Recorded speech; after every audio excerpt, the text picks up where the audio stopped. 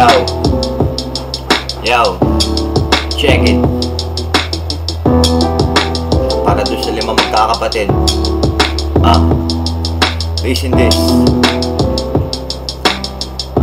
Yo, hindi mismo ang iyong ama, tsaka ang iyong ina, pero nagtatrabaho sila sa inyong 5. Ang lungkot ng iyong mata, kahit pa natatawa sa sarili. Ang bigat-bigat ng naramdaman mga bata na ginagawa nila'y dapat maglaro. Bago silang lahat ngayon nagbabanat ng buto. Iniwan niyo silang lahat at wala pang gabay sa mata ng batang to. May lumang pumapatak at si Maki di makatulog sa gabing malamig. At si JJ laging gutom at laging madumi. Si Ats na dapat nag-aaral na sa kolehiyo, na dapat ay makatapos makakatulong sa inyo. At si Tuto bakit ganun parang laging may sakit, nagtsatsaga sa araw kahit siya'y napapapikit. Ito ba ang pangarap nyo para sa kanilang 5? Yung maghirap tsaka magdusa at gawing alila. Ano pang susunod? Isipin nyo baka lumala. Si It's ngayon ay nagbibisyo sa harap ng madla. Si Maki minsan nang pumasok dun sa paaralan. Si JJ ay pumapasok kahit walang lamanan dyan. Asan kayo ngayon? Bakit hindi nyo kayang gabayan? At ang tanong ko bakit di ninyo kayang sabayan?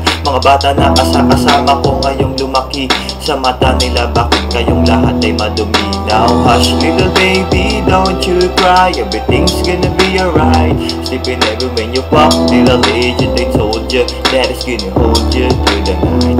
I know mommy's not here right now and you don't know why. You feel how we feel inside, but it seems a little crazy, pretty baby, but I promise your mommy's gonna be alright.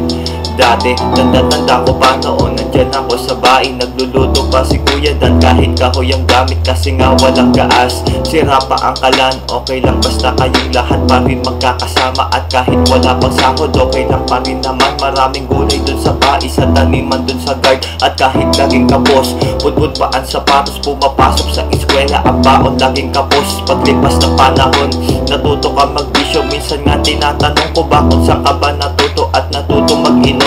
Natutong sumagot sa magulang mo, bakit lagi ka bang nababagot? Sa bagay, hindi naman kita kasi masisi, umalis silang lahat at wala man lang pasabi kung kailan bababalik. Ang sagot di mo alam, kaya ang luha ay pumapatak sa iyong mata. At tanong ko sa magulang, ano ba ang inyong plano? Minsan nga napapaisip kung saan ba kayo patungo, ang landas na kung saan at walang makaalam. Kaya ang chismis niya sa bahay sa inyo napupunta. At ngayon na lumaki pa ang inyong mga anak, ngayon sila ngayon tampuhan ng tukso ng mga batang gago. Andyan si Pipoy, pati na rin si Danny, minsan nga pati matatanda gusto na rin sumali. Pero okay lang naman kasi nga ay biroan.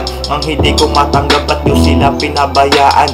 Naisip nyo na ba buhay nila sa hinaharap? At isipin nyo na rin kung saan ba kayo nagkukulang. Kulang ba sa pinansyal? Kulang ba sa pangaral? Ayoko rin kayong tawagin na estupidong magulang, pero yun kasi gawain ng pabayang ina at saka isang ama na kulang sa pangaral. Now hush little baby, don't you cry, everything's gonna be alright. Sleeping never when you fuck, little agent they told you that it's gonna hold you through the night. I know mommy's not here right now and you don't know why.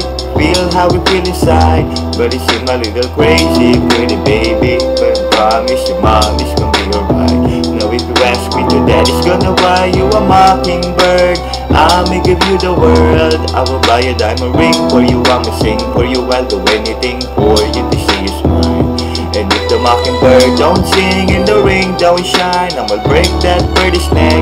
I'll go back to the jeweler, we sold it to ya, and I gave her with the carrot to